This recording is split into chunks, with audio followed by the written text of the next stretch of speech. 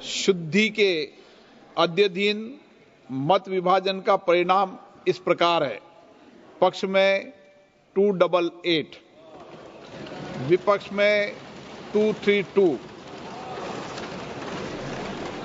प्रस्ताव स्वीकृत हुआ और विधेयक यथा संशोधित पारित हुआ।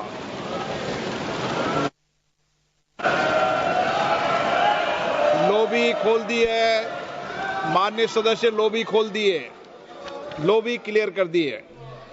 दोस्तों, कायम रहो हुसैन के इनकार की तरह। सर, ये वक्फ तरमीमी बिल भारत के गयूर मुसलमानों के ईमान पर, इबादत पर एक हमला है। नरेंद्र मोदी की हुकूमत ने इस मुल्क की सबसे बड़ी अक़लियत के खिलाफ एक ऐलान जंग कर दिया और ये जंग ना सिर्फ मेरे जिस्म पर है, बल्कि मेरी आज़ादी पर, मेरी समाजी और माशी मार्जिनलाइजेशन पर है, मेरी शहरियत पर है, मेरे मदरसे, मस्जिदों, खानखाहों और दरगाहों को निशाना बनाया जा रहा है। और ये हुकूमत सच्चाई को नहीं बयान कर रही है कि ये तरमीमी बिल से मुसलमानों का तहफ़्फ़ुज़, तरक्की और गुर्बत का खात्मा होगा। ये सरासर झूठ है। सर, अगर आप आइन के आर्टिकल 14 को देखेंगे तो उसमें लिखा हुआ है इक्वल प्रोटेक्शन। अब आप देख लीजिए सर कि हिंदू, सिख और जैन को और बौद्ध को उनके एंडोमेंट में तहफ़्फ़ुज़ मिलेगा क्योंकि उनका एंडोमेंट बाय यूजर बरकरार है और उनका एडमिनिस्ट्रेशन उनके हाथ में होगा कि गैर हिंदू या गैर उनके मजहब का आदमी दान भी दे सकता है उनके लिए, और एंडोमेंट बोर्ड का तहफ़्फ़ुज़ भी मिलेगा क्योंकि उसके ऊपर ओवरराइडिंग क्लॉज अप्लाई नहीं होगा, लिमिटेशन का कानून उस पर अप्लाई नहीं होगा। उसके बरक्स ऑपोजिट आप देख लीजिए, मुस्लिम वक्फ को वक्फ बाय यूजर निकाल दिया गया। एक मुस्लिम वक्फ की जायदाद पर कब्जा होगा, लिमिटेशन लगेगा तो जो एनक्रोचर है, जो खाबिज है, वो रातों रात मालिक बन जाएगा और एक गैर मुस्लिम वक्फ बोर्ड को एडमिनिस्टर करेगा। ये आर्टिकल 14 के इक्वल प्रोटेक्शन का वायलेशन। अब आर्टिकल 14 में सर इक्वालिटी बिफोर लॉ भी है और उसका कैसा वायलेशन हो रहा है कि कोई आर्बिट्रेरी स्टेप नहीं ले सकता और कोई भी ऑफिशियल किसी भी तरीके से गलत आर्बिट्रेरी फैसला नहीं लगा। यहां पर आप एक डेजिग्नेटेड ऑफिसर को रखकर वो फैसला लेगा कि ये जायदाद वक्फ की है, गवर्नमेंट की है। क्या ये प्रिंसिपल्स ऑफ नेचुरलिटी के खिलाफ नहीं है जिसका तकर्रुर एग्जीक्यूटिव करती है? ये हमारे theory of separation of powers Bharat के आइन का बेसिक स्ट्रक्चर का हिस्सा है। क्या इसका वायलेशन नहीं है? सर, आर्टिकल 25 का वायलेशन कैसे है कि आप मुसलमानों से वक्फ बाय यूजर छीन रहे हैं और फिर आप कर्ब कर रहे हैं वक्फ वाल औलाद को, मगर वहीं पर दूसरे धर्म के मानने वालों को उनके मजहब पर चलने की पूरी इजाजत है। लफ्ज जो आर्टिकल 25 में इस्तेमाल हुआ सर, वो इक्वली एंटाइटल्ड, यहां पर मुसलमानों के इक्वल एंटाइटल्ड नहीं हो रहा। अभी हम गृह मंत्री का, वजीर दाखिला का यहां पर उनका हमने तकरीर सुनी, यहां पर वो ये कहते हैं, वजीर दाखिला, शायद वो कटमुल्ला की जबान ना कह दें, वजीर दाखिला कहने पर वजीर दाखिला ने अपने बयान में कहा कि बोर्ड और काउंसिल जो होगा वो माने वक्फ इस्लाम से अलग है। सर, अगर ये बात सच है आपकी तो फिर आपको यह कानून बनाने की जरूरत ही नहीं है, आप एक नॉन स्टैट्यूटरी बॉडी बना दीजिए। ये जो कानून बन रहा है ना सर, ये आर्टिकल 26 इसका सोर्स है और आर्टिकल 26 जब इसका सोर्स है तो आर्टिकल 26 का ABCD क्या कहता है कि रिलीजियस डिनोमिनेशन को अपने मजहब के अफेयर्स खुद चलाना, मूवेबल इमूवेबल प्रॉपर्टी को लेना और एडमिनिस्टर करना। जब हिंदू धर्म को, बौद्ध धर्म को, सिखों को यह राइट दिया गया है तो आप कैसे मुसलमानों से छीन रहे हैं? तो ये आर्टिकल 26 का ग्रेव वायलेशन है।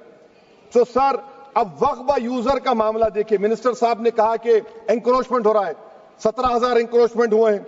तो यही नरेंद्र मोदी की हुकूमत ने 2014 में उस वक्त के मंत्री ने एक Waqf properties eviction of unauthorised occupants bill को इंट्रोड्यूस किया। आपने विड्रॉ कर लिया 2024 में उसको। क्यों विड्रॉ किया सर आपने? जब आप मान रहे थे कि एंक्रोचमेंट हो रहा है तो आपने बिल को विड्रॉ कर लिया। अच्छा सर, अब वक्फ बाय यूजर को आपने निकाल दिया, माने कंडीशन क्या लगाए कि अगर उसमें डिस्प्यूट होगा और गवर्नमेंट प्रॉपर्टी होगी। सर, डिस्प्यूट तो है। मिसाल के तौर पर मोहिबुल्लाह साहब जिस मस्जिद के इमाम हैं, पार्लियामेंट के सामने मस्जिद है सर, 123 प्रॉपर्टीज में मस्जिद है, डिस्प्यूट चल रहा है। कल कलेक्टर या डिस्ट्रिक्ट ऑफिसर बोलेगा कि भाई साहब ये गवर्नमेंट प्रॉपर्टी है, स्टिकर लगा दिया जाएगा, मस्जिद बंद, गवर्नमेंट प्रॉपर्टी हो गई, होगी ना सर। अब ये बताइए, आप जब से यहां पर पूरे बीजेपी रूलिंग पार्टी हमको ज्ञान दे रहे हैं कुछ नहीं होगा, कुछ नहीं होगा, मैं दलील के साथ बता रहा हूं आपको। ये मस्जिद दिल्ली गवर्नमेंट बोलती हमारी है, वक्फ दिल्ली वक्फ बोलता हमारी है, तो सर वक्फ बाय यूजर, अगर मैं अपनी गवर्नमेंट के खिलाफ वक्फ बोर्ड वक्फ बाय यूजर इस्तेमाल नहीं करेगा तो क्या है सर। अच्छा, ये अमेंडमेंट जब हो जाएगा तो मुझे कहने दीजिए सर, सिर्फ प्राचीन मंदिरों की हिफाजत होगी, मस्जिदों की नहीं होगी। अब सर आप आ जाइए, अगर डिस्प्यूट मेरा एंशिएंट मॉन्यूमेंट से वक्फ का, एक मिसाल दे रहा हूं, दिल्ली में 172 वक्फ प्रॉपर्टीज एएसआई कंट्रोल में है, मैं तो हार ही गया वो, क्योंकि मेरे पास डॉक्यूमेंट नहीं है। आप कह रहे हैं कि डॉक्यूमेंट चढ़ाओ, अगर मेरा गवर्नमेंट से डिस्प्यूट चल रहा है मैं तो क्लेम ही नहीं कर सकता, क्योंकि आप जज बनेंगे, आप ही फैसला करेंगे, और जब तक आप फैसला नहीं करते वो वक्फ की प्रॉपर्टी नहीं होगी। वो प्रोविजन डाल दिया आपने। अच्छा, अगर मेरा डिस्प्यूट एनक्रोचर से होगा सर, तो एनक्रोचर में तो आपने तो 107 को डिलीट कर दिया, आप रातों रात खाबिज को, एनक्रोचर को मालिक बना रहे हैं। सर मैं ये पूछना चाहता हूं आपके जरिए हुकूमत से, एक मुंबई में एक बहुत बड़े दौलतमंद है, खोजा बरादरी का यतीम खाना था, उन्होंने 2004 या 5 में 22 करोड़ में खरीद लिया। वो केस सुप्रीम कोर्ट में, क्या आप उनको मालिक बनाना चाहती है लिमिटेशन एक्ट अप्लाई करके? हमको बताइए, हम जानना चाह रहे हैं। और सच्चर कमेटी ने सर 2007 में कहा कि दिल्ली के 123 प्रॉपर्टीज की मार्केट वैल्यू 6000 करोड़ की। आज हम 2025 में आ गए, क्यों आप उन प्रॉपर्टीज के खिलाफ पड़े हुए? 1976 में उस वक्त के वजीर आजम इंदिरा गांधी लेटर लिखा, इसको आप दे दीजिए, मगर आप उसको मानने को तैयार नहीं है। तो सर और एक जो झूठ फैलाया जा रहा है, management empowerment efficient development, sir this bill takes any management from the hands of Muslims, disempowers the waqf in comparison to any other stakeholder, takes away the efficiency of administration and hampers development. Waqf disempowerment in the name of efficiency, inefficiency is being created. The progress of development from pre-independence till today is sought to be destroyed. Sir अभी हमारे home minister साहब ने फजल पुकाया case का जिक्र किया। Sir मैं आपसे गुजारिश करूंगा कि होम मिनिस्टर जरा अच्छे लोगों को रखकर इंफॉर्मेशन ले। फजल पुकाया का ऑबिटर क्या है? इट इज ऑबिटर, वो रेशियो डिसेंडेंटाई नहीं है जो आपने कहा है। अच्छा सर, शेड्यूल ट्राइब के बारे में कहा, क्या शेड्यूल ट्राइब में मुसलमान नहीं होते? शेड्यूल कास्ट में नहीं होता मुसलमान, शेड्यूल ट्राइब में मुसलमान होता। तो क्या आर्टिकल 25 मेरा चला गया, आर्टिकल 26 चला गया, आर्टिकल 14 चला गया, 15 चला गया, 29 चला गया? लक्षद्वीप का एक मुसलमान एमपी है, क्या उसको राइट नहीं है क्योंकि ट्राइबल है? क्या कह रहे हैं आप? इस ऐवान को क्यों गुमराह कर रहे हैं आप शेड्यूल ट्राइब के नाम पर? सर और एक चीज जो आपको बता रहा हूं सर, अब आप जब आर्टिकल 26 से मेरा सोर्स है, तो आप सेंट्रल वक्फ काउंसिल में 22 में से 11 आप नॉन मुस्लिम को बना सकते हैं। रिलीजन न्यूट्रल आपने कह दिया, और आप बनाएंगे, क्यों बनाएंगे आप? स्टेट वक्फ बोर्ड में 7 नॉन मुस्लिम होंगे और 4 मुसलमान। क्यों होंगे? क्योंकि आप लॉ में 95 में डायरेक्ट मैनेजमेंट में ले सकते हैं 5 साल के लिए। आप वक्फ बाय यूजर को आप कलेक्टर डिस्ट्रिक्ट ऑफिसर बोलेगा ये वक्फ की प्रॉपर्टी नहीं है, तो वो वक्फ बोर्ड खामोश बैठ जाएगा, कुछ एक्शन ही नहीं लेगा, क्योंकि वो आपके प्यादे हैं। अच्छा, जब आप नॉमिनेट करेंगे सर मैं मोदी गवर्नमेंट के खिलाफ नो कॉन्फिडेंस ला सकता हूं, मगर वक्फ बोर्ड का चेयरमैन जो नॉमिनेट होगा उसके खिलाफ नो कॉन्फिडेंस नहीं ला सकते, हम बिल्कुल नहीं ला सकते। क्या मजाक है बताइए आप? ये डेमोक्रेसी है। नॉमिनेट भी स्टेट गवर्नमेंट करेगी, वो अगर डिक्टेटर बन जाएगा जैसा आज भारत में हो रहा है तो वो भी नहीं हटेगा। कम से कम यहां पर तो इलेक्शन है, वहां पर तो आप 5 साल झेलते रहो उसको। अच्छा सर, अब ये जो क्लॉज 11 और क्लॉज 9 आप 16AA से देखिए, where the qualification of the members of the board has been limited only to 3 categories contained in 14(1)(c). Intention is very clear that the majority is to be packed with non-Muslims. So who will defend my interests, sir?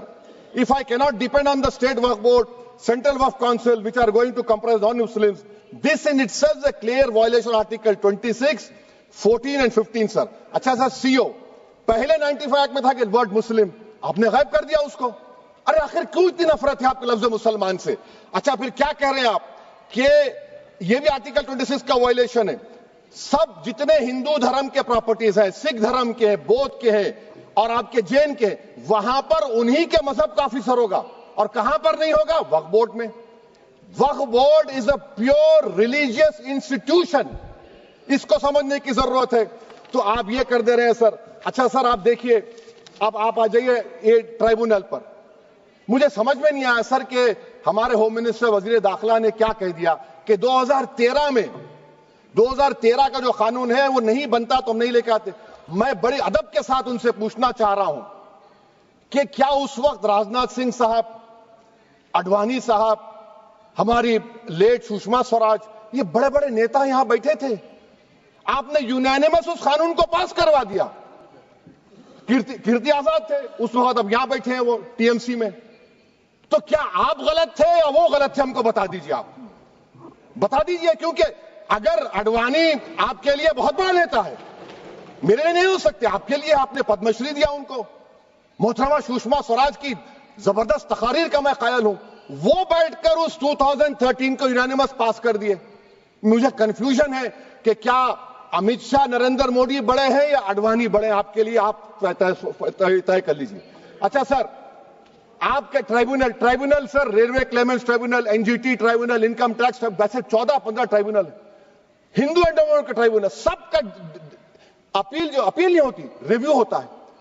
गृह मंत्री सरकार कह रही है कि नहीं, रोक दिए, रोक लगा। कैसे रोक लगाते हैं? रिव्यू और अपील में तो फर्क होता है ना सर। आप ही कह रहे हैं कि पूरे कोर्ट्स में बैकलॉग है और आप अपील कर रहे हैं। अच्छा सर, रिटायर्ड डिस्ट्रिक्ट जज 95 में सिटिंग डिस्ट्रिक्ट जज था, जो एडमिनिस्ट्रेटिव कंट्रोल था सीजीआई साहब, उसको निकाल दिए। अच्छा सर, अब आप अभी हमारे मंत्री साहब ने कहा trust, sir Shri Sai Baba trust 2004, वो ये कहता है जो ऑफिसर उसमें काम करता है उसको साई बाबा का डिवोटी होने चाहिए और उसको डिक्लेरेशन लिख के देना पड़ेगा।